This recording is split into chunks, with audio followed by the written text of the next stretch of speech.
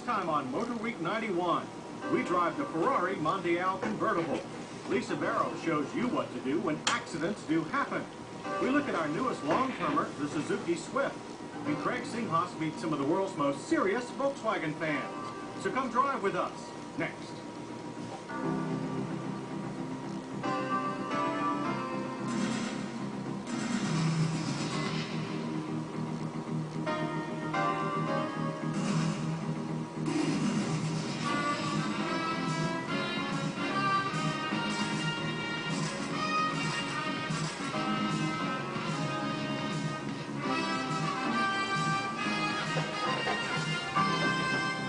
Motorweek 91, television's automotive magazine, is made possible by the financial support of public television viewers like you.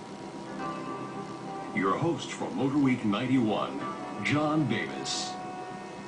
Well, hello and welcome to the final program of the Motorweek 91 season. Next week we begin Motorweek 92. So we thought we'd wind things up with a bang. Instead of a plain Jane family car, we decided that our road test this week should be a Ferrari. And not just any Ferrari, a Ferrari convertible, the Mondial Cabriolet.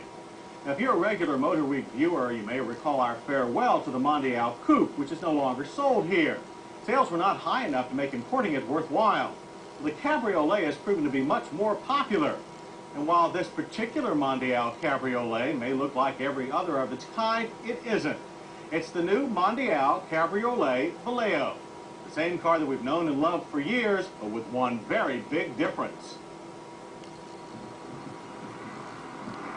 You're right if you think the Valeo part of this Ferrari's nameplate holds the key to that big difference.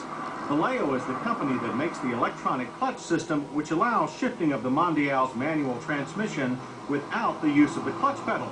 In fact, there is no clutch pedal.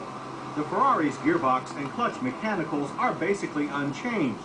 Rather than your foot, it is a microprocessor fed with information from sensors throughout the car's powertrain that determines engagement and disengagement. Then an actuator operates the clutch. At higher RPMs, the clutch is dumped quickly for fast, accurate shifts. At low speeds, matching the revs makes a more gentle and gradual gear change. The Mondial's 5-speed, with its gates and first down low European shift pattern, still requires a firm shove into each gear. After a few times around the block with the Valeo system, our drivers stopped pounding the floorboard with their left foot. Though automatic clutch-type shifting is not a new concept, rally and racing cars have experimented with the technology for years, this is the first time such a system has been installed in a Ferrari road car. While our car was an engineering test car, Ferrari hopes to have the Valeo system available in the 92 Mondial Cabriolet production models. While it may be heresy to some, we admit that we like the Valeo system, especially in city traffic where leg muscles can give out fast. Although shifting with the Valeo system will take on new characteristics, the screaming 300 horsepower 32-valve V8 engine remains the same. Performance on the test track resulted in identical numbers to the manual shift Mondial T Coupe we tested last spring. 0 to 60 in 6.6 seconds, and a quarter-mile run in 15 seconds with a final speed of 98 miles per hour. The Mondial T Cabriolet Valeo pulls like a thoroughbred through the RPM band. The engine is strongest in the middle and upper ranges. Part of the thrill of driving a Ferrari is the roar of its powertrain. However, during handling exercises, so much of the engine's sweet sounds come through the fabric top that it is hard to tell what the tires are doing all the time. But once we dialed in our speeds for our tight slalom, we found behavior to be quite secure. As expected, body roll is more pronounced when the adjustable suspension is switched to the softer touring mode. A dash-mounted switch alters the Bilstein shock valving from stiff to soft. The light front end allows for a quick turn-in. Power steering is new to the Mondial, and it provides good feedback. Body flex is minimal, making the Mondial T Cabriolet one of the more rigid convertibles we've tested. The braking system with ABS is nothing short of excellent. 60 to 0 stops averaged 115 feet. The brake pedal is firm, feedback is good. Strong stops are possible without dipping into the anti-lock. There is almost no nosedive, and the car remains on its line.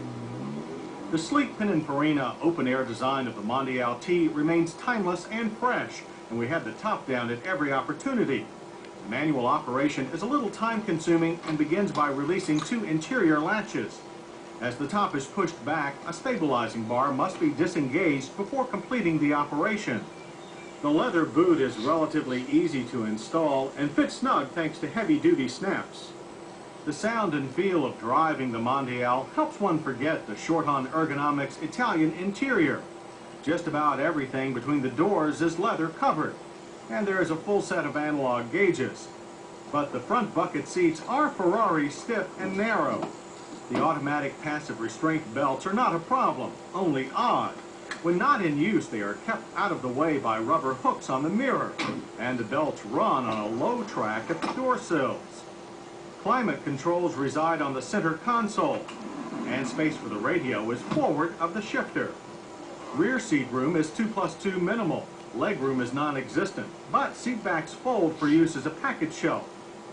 And the trunk itself will accept a quite reasonable amount of additional luggage. It is said, if you have to ask how much, you can't afford it. But we'll give you the price and let you be the judge.